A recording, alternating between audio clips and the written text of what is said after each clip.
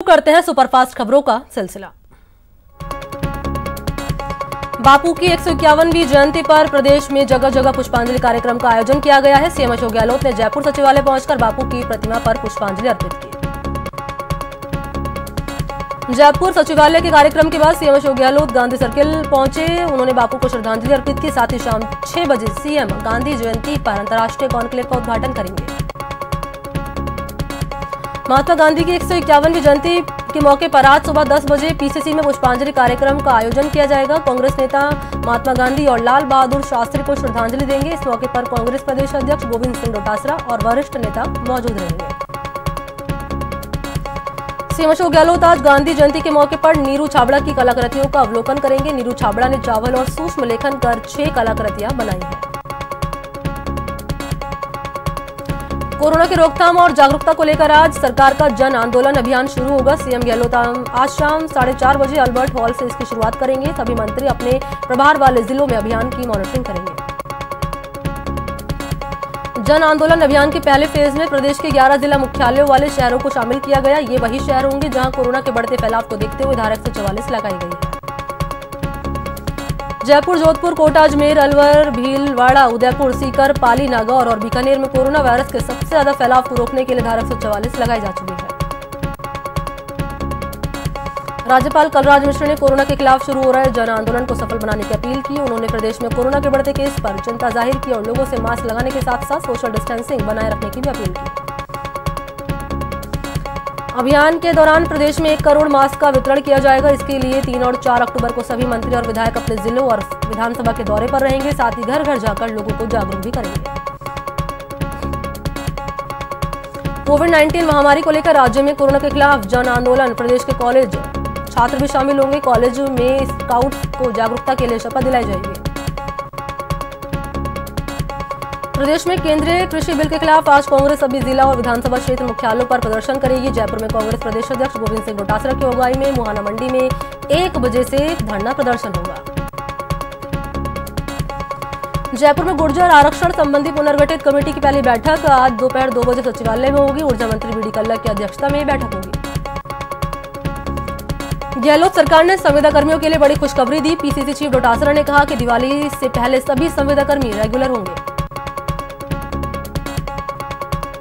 केंद्रीय मंत्री पीयूष गोयल, गजेंद्र सिंह शेखावत और कैलाश चौधरी ने जयपुर में किसान सशक्तिकरण का संवाद किया। सांसद राज्यवर्धन सिंह राठौड़ और सांसद रामचरण बोहरा भी संवाद में मौजूद रहे। कांग्रेस जन घोषणा पत्र के वादों पर हुए क्रियान्वयन का रिपोर्ट कार्ड आज जनता के सामने रखा जाएगा। सुबह 11 बजे सीएम अशोक गहलोत और कांग्रेस प्रदेश अध्यक्ष गोविंद सिंह डोटासरा वीसी के जरिए जन घोषणा पत्र पर हुए काम का रिपोर्ट कार्ड जनता के सामने रखेंगे। अनलॉक 5 को लेकर राज्य के गृह विभाग ने गाइडलाइन जारी कर दी है। राजस्थान में 31 अक्टूबर तक सभी सरकारी स्कूल और कोचिंग संस्थान बंद रहेंगे। प्रदेश में स्विमिंग पूल, सिनेमा हॉल 31 अक्टूबर तक बंद रहेंगे। अन्य बड़े सामूहिक आयोजन को भी 31 अक्टूबर तक बंद रखा गया है। केंद्र सरकार ने सिनेमा हॉल खोलने की अनुमति दे दी थी।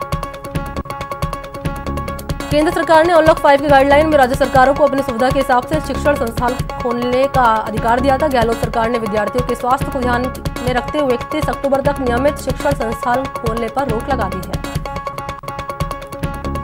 पीएम नरेंद्र मोदी शुक्रवार को गांधी जयंती के अवसर पर वैश्विक भारतीय वैज्ञानिक शिखर सम्मेलन का उद्घाटन करेंगे। यह सम्मेलन वैश्विक और प्रवासी भारतीय अनुसंधानकर्ताओं और शिक्षाविदों को एक मंच प्रदान करता है।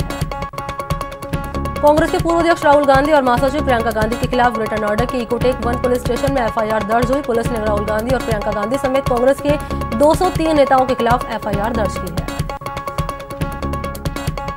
मुकदमा धारा 144 का उल्लंघन करने और महामारी के दौरान आम लोगों का जीवन संकट में डालने के आरोप में धारा आईपीसी के धारा 188 और धारा 269, 270 के तहत मुकदमा दर्ज हुआ है। हाथरस में गैंगरेप पीड़ित के परिवार से मिलने जा रहे राहुल और प्रियंका गांधी को यूपी पुलिस ने ग्रेटर नोएडा एक्सप्रेसवे पर ही रोक दिया। जब वो नहीं माने तो उन्हें हिरासत में ले लिया गया और फिर छोड़ दिया गया। राहुल और प्रियंका के काफिले की पुलिस ने रोका तो वो पैदल ही आगे बढ़ने लगे। इस बीच पुलिस ने उन्हें समझाती रही। कुछ दूर चलने के बाद पुलिस ने फिर रोक लिया। धक्का मुक्की में राहुल गांधी जमीन पर गिर गए। कांग्रेस नेताओं का कहना है कि राहुल के हाथ में चोट लगी है। बीएसपी प्रमुख मायावती ने योगी सरकार पर अब तक का सबसे बड़ा हमला बोला। उन्होंने कहा कि मुख्यमंत्री योगी आदित्यनाथ प्रदेश की कानून व्यवस्था संभालने में पूरी तरह नाकाम साबित हुए हैं। आम आदमी पार्टी के सांसद संजय सिंह ने भी मायावती को बीजेपी का मुखपत्र और सीएम योगी का राजनीतिक सलाहकार करार दिया, तो साथ ही प्रियंका गांधी को टुटेरिया नेता बताया। हाथरस के जिलाधिकारी पर गैंगरेप पीड़िता के परिवार ने गंभीर आरोप लगाए। पीड़िता के परिजनों ने प्रशासन पर धमकाने और दबाव बनाने का आरोप लगाया। एक वीडियो सामने आया जिसमें हाथरस के डीएम पीड़ित परिवार को धमकाते हुए दिख रहे हैं। कोर्ट ने उत्तर प्रदेश सरकार के शीर्ष अफसरों को तलब किया। कोर्ट ने गुरुवार को घटना पर चिंता जाहिर करते हुए कहा कि यूपी सरकार शासन के शीर्ष अधिकारियों और हाथरस के डीएम और एसपी को नोटिस जारी किया है।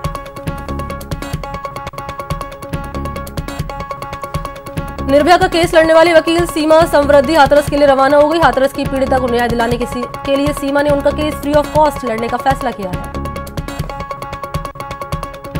हाथरस जाते समय राहुल गांधी और प्रियंका गांधी के साथ पुलिस की बदसलूकी के विरोध में जयपुर में कांग्रेस ने जोरदार प्रदर्शन किया। प्रदर्शन में सभी मंत्री रघु शर्मा, प्रताप सिंह खाचरियावास समेत कई नेता और कार्यकर्ता शामिल हुए। हाथरस जाते समय राहुल गांधी और प्रियंका गांधी के साथ धक्का मुक्की पर सचिन पायलट ने नाराजगी जताई। सचिन पायलट ने ट्वीट कर लिखा कि राहुल गांधी और प्रियंका गांधी के साथ बदसलूकी और गिरफ्तारी निंदनीय है। यूपी सरकार का अहंकार चकनाचूर होगा। सीएम अशोक गहलोत ने कहा कि हाथरस और बारा की घटना की तुलना करना ठीक नहीं है। सीएम ने ट्वीट कर लिखा कि हाथरस की घटना बेहद ही निंदनीय है। उन्होंने कहा कि बारा मामले की जांच जारी रहेगी। बीजेपी के प्रदेश अध्यक्ष सतीश पूनिया ने राहुल और प्रियंका के हाथरस जाने पर निशाना साधा। पूनिया ने ट्वीट कर लिखा कि प्रियंका गांधी और राहुल गांधी उत्तर प्रदेश तो चले जाते हैं, लेकिन इतनी वारदात होने के बाद भी राजस्थान नहीं जाते। केंद्रीय मंत्री गजेंद्र सिंह शेखावत ने कहा कि हाथरस में जो हुआ वो अमानवीय है और निंदनीय है। साथ ही उन्होंने इस मामले पर सियासत के लिए कांग्रेस पर निशाना साधा। हाथरस केस में पीड़ित परिवार की सुरक्षा के लिए तैनात किए गए उत्तर प्रदेश पुलिस के 3 जवान कोरोना पॉजिटिव मिले और 2 अन्य जवानों ने भी कोरोना संक्रमण के लक्षणों की शिकायत की है। हाथरस गैंगरेप मामले में दौसा विधायक मुरारीलाल मीणा के नेतृत्व में कांग्रेस कार्यकर्ताओं ने कैंडल मार्च निकालकर प्रदर्शन किया। यूपी के भदोही जिले में 14 साल की एक लड़की की निर्मम तरीके से हत्या कर दी गई। हत्यारों ने उसका सिर कुचल डाला। नाबालिग का खेत में शव मिला। मामले में लड़की के परिजनों ने उसके रेप के बाद हत्या की आशंका जाहिर की है।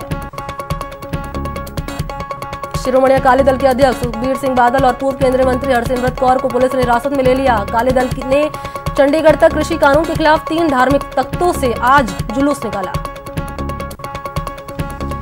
बिहार विधानसभा चुनाव में चर्चा का केंद्र बनी पुष्पम प्रिया चौधरी ने पटना की बांकीपुर विधानसभा सीट से चुनाव लड़ने का फैसला किया। उन्होंने राज्य के मुख्यमंत्री नीतीश कुमार को अपने खिलाफ चुनाव लड़ने की चुनौती दी। रेप के आरोप में फिल्म प्रोड्यूसर अनुराग कश्यप से गुरुवार को मुंबई के वर्सोवा थाने में 8 घंटे पूछताछ हुई। वो सुबह 10:05 पर पुलिस स्टेशन पहुंचे और शाम को 6 बजे के बाद वहां से निकले। एयर इंडिया 1 विमान गुरुवार को दिल्ली में लैंड कर गया। अत्याधुनिक सुविधाओं से लैस एयर इंडिया का विमान इस्तेमाल प्रधानमंत्री नरेंद्र मोदी और राष्ट्रपति रामनाथ कोविंद समेत देश के गणमान्य लोग करेंगे। एयर इंडिया 1 एडवांस और सुरक्षित संचार प्रणाली सुविधाओं से लैस है। इसे अमेरिका में तैयार किया गया है। उड़ान के दौरान ये विमान हैक या टैप हुए बिना ऑडियो और वीडियो कम्युनिकेशन का इस्तेमाल कर सकता है। कांग्रेस के पूर्व राष्ट्रीय अध्यक्ष राहुल गांधी और महासचिव प्रियंका गांधी को यूपी सरकार की ओर से हाथरस जाने से रोकने के विरोध में कांग्रेस कार्यकर्ता देश भर में विरोध प्रदर्शन कर रहे हैं। कोटा में भी यूथ कांग्रेस कार्यकर्ताओं ने महावीर नगर चौराहे पर यूपी के सीएम योगी आदित्यनाथ का पुतला जलाकर विरोध किया। सुशांत केस की जांच कर रही सीबीआई इस केस में मर्डर की धारा 302 जोड़ने पर विचार कर रही है। इस केस में सुशांत के मैनेजर रहे सिद्धार्थ पिठानी की भी सरकारी गवाह बनने की संभावना है।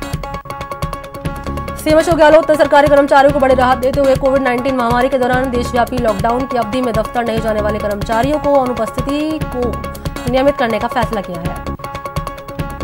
लॉकडाउन में दफ्तर नहीं आने वाले कर्मचारियों के रिकॉर्ड में अनुपस्थिति दर्ज नहीं होगी। सीएम ने इन कर्मचारियों को लॉकडाउन अवधि की हाजिरी माफी देने का फैसला किया। सीएम ने इस मामले में वित्त विभाग के प्रस्ताव को मंजूरी दे दी है।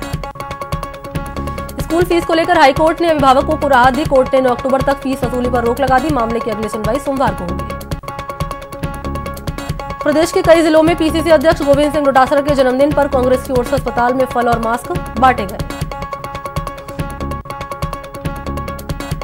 सिरोही में मासूम से दुष्कर्म कर हत्या के मामले में विधायक संयम लोढ़ा ने मृतका के परिजनों से मुलाकात की और आरोपियों को गिरफ्तारी का भरोसा दिलाया।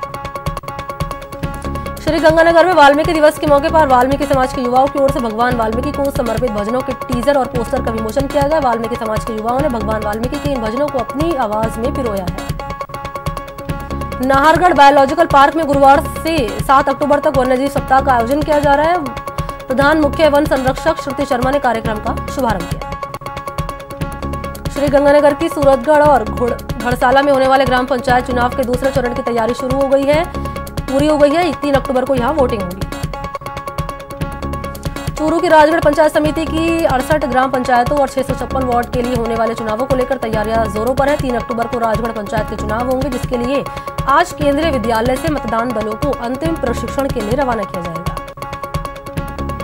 बाड़मेर पंचायत समिति की आगौर ग्राम पंचायत में नीलम कंवर निर्विरोध सरपंच चुनी गई है। निर्विरोध गांव मुखिया बनने पर ग्रामवासियों ने सरपंच नीलम कंवर का फूल मालाओं से स्वागत किया। देश में कोरोना की रफ्तार बेकाबू होती जा रही है। 24 घंटे में देश भर में 83,000 से ज्यादा केस सामने आए। इसके बाद कुल मरीज का आंकड़ा 63 लाख के पार पहुंच चुका है।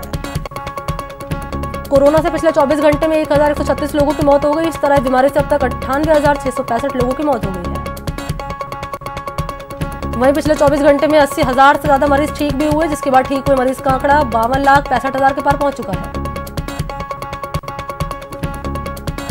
मरुधरा में कोरोना का आंकड़ा तेजी से बढ़ रहा है। मरुधरा में बीते 24 घंटे में 2,193 नए केस सामने हैं, जिसके बाद प्रदेश में संक्रमित का आंकड़ा 1,37,000 के पार पहुंच चुका है। मरुधरा में 24 घंटे में कोरोना से 14 लोगों की मौत हो गई। इसके साथ ही प्रदेश में कोरोना से मरने वालों का आंकड़ा 1500 तक पहुंच गया। सीकर सांसद सुमेधानंद सरस्वती की दूसरी कोरोना रिपोर्ट भी पॉजिटिव आई है। इसके साथ ही सांसद सरस्वती के पिपराली आश्रम के 3 अन्य सदस्य की भी रिपोर्ट पॉजिटिव आई है। कोरोना से लड़ते हुए 2 कोरोना वॉरियर्स ने अपनी जान गंवा दी। बीकानेर के एसपी मेडिकल कॉलेज के डॉक्टर अजय शर्मा की मेदांता हॉस्पिटल गुरुग्राम में इलाज के दौरान मौत हो गई। वहीं जयपुर के एसएमएस मेडिकल कॉलेज की डॉक्टर रश्मि की भी आकाश मेडिकल गुरुग्राम में इलाज के दौरान मौत हो गई। जयपुर नगर निगम के उपायुक्त सुरेंद्र यादव ने एसएमएस हॉस्पिटल में प्लाज्मा डोनेट किया। मौके पर मुख्य सचेतक महेश जोशी मौजूद रहे। उपायुक्त सुरेंद्र यादव पहले कोरोना पॉजिटिव थे और इलाज के बाद ठीक हो गए। सीकर में कोरोना के 45 नए केस सामने आए। इसके साथ ही जिले में कुल केस 4,550 हो गए। कोटा में कोरोना के 63 नए केस सामने आए। इसके बाद कुल केस हैं 8800 के पार पहुंच चुके हैं।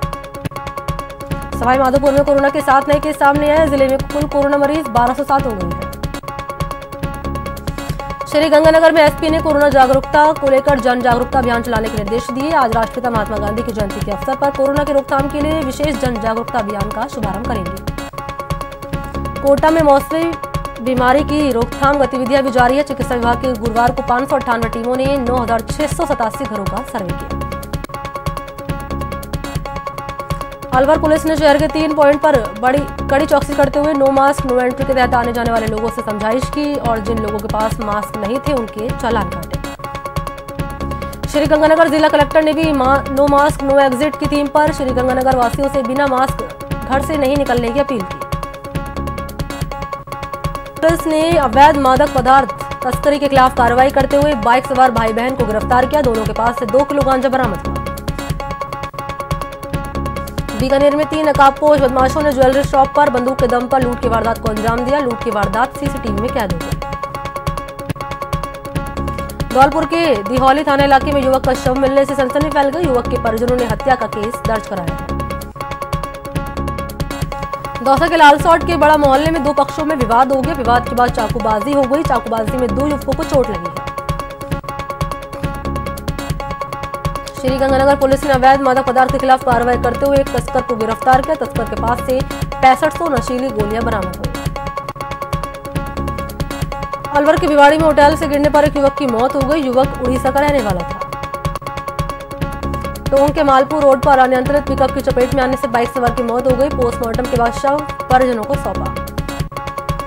सीकर में रफ्तार का कहर देखने को मिला, जहां एक बस से स्कूटी को टक्कर मार दी। हादसे में स्कूटी सवार की मौत हो गई। उत्तर प्रदेश के हाथरस में युवती के साथ की गई दरिंदगी के मामले में सवाई माधोपुर जिले में सामाजिक कार्यकर्ताओं ने कविता और कहानियों के माध्यम से विरोध प्रदर्शन किया। चूरू में हाथरस की निर्भया को लेकर भीम आर्मी ने रैली निकालकर प्रदर्शन किया। रैली के दौरान आरोपियों को फांसी देने की मांग की गई। जयपुर के हाथी गांव में 4 हाथियों की मौत का मामले को लेकर हेल्पलाइन सफरिंग और एंजल आइस के कार्यकर्ताओं ने अल्बर्ट हॉल पर देशव्यापी डिजिटल विरोध प्रदर्शन किया। हाथरस में युवती के साथ हुए दुष्कर्म के मामले को लेकर श्रीगंगानगर के कई सामाजिक संगठनों ने आज श्रीगंगानगर बंद की घोषणा की। श्रीगंगानगर के कई सामाजिक संगठनों ने आज सुबह 9 बजे से 3 बजे तक बंद करने की घोषणा की है। टोंक में हाथरस गैंगरेप पीड़िता की न्याय की मांग को लेकर वाल्मीकि समाज देवली मुख्यालय पर प्रदर्शन किया गया। श्रीगंगानगर में आज गांधी जयंती के मौके पर जिले में कोरोना जागरूकता को लेकर जन जागरूकता अभियान का शुभारंभ किया जाएगा।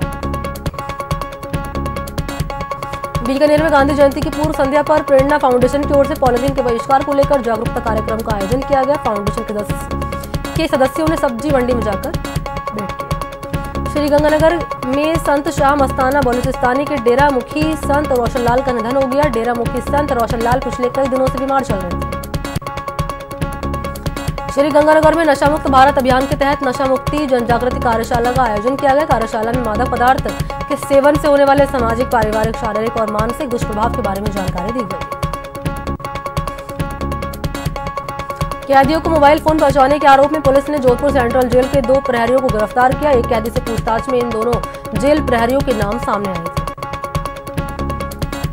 जलदाय विभाग में भ्रष्टाचार को संरक्षण देने वाले अधिकारियों पर भी गाज गिरी है। राजधानी के डीसीएम डॉक्टर्स कॉलोनी में पेयजल निर्माण योजनाओं में भ्रष्टाचार से जुड़े मामले में प्रमुख शासन सचिव ने 2 अधीक्षण अभियंताओं को चार्जशीट थमाई है। बीकानेर में हिरण से दरिंदगी का मामला सामने आया। पहले दरिंदों ने 2 हिरणों का शिकार किया, फिर उन्हें पेड़ से लटका दिया। हिरणों के शिकार पर प्रदेश में पाबंदी है, बावजूद इसके हिरणों को मारा जा रहा है।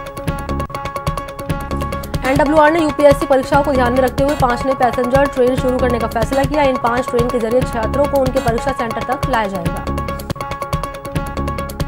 श्रीगंगानगर में 4 अक्टूबर को संघ लोक सेवा आयोग की सिविल सर्विसेज परीक्षा में शामिल होने वाले परीक्षार्थियों की सुविधा के लिए उत्तर पश्चिम रेलवे ने श्रीगंगानगर और हनुमानगढ़ जिले से स्पेशल ट्रेन चलाने का फैसला किया है।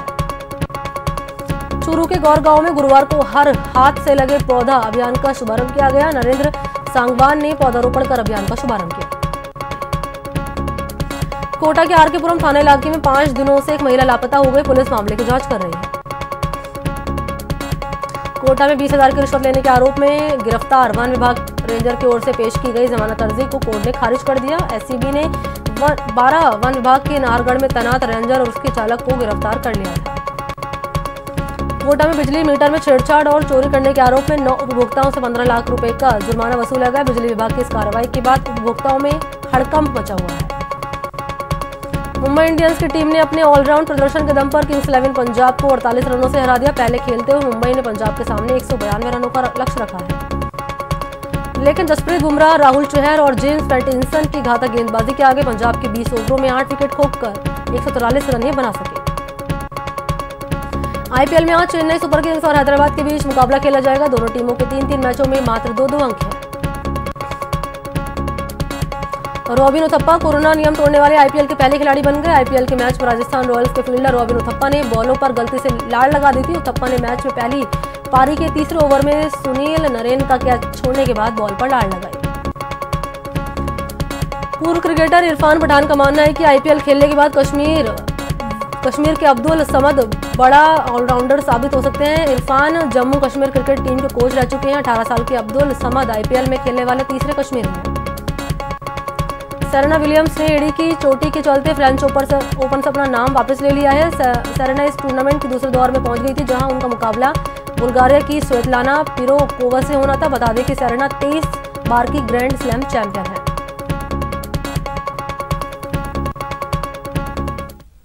इसी के साथ इस बुलेटिन में इतना ही। नमस्कार।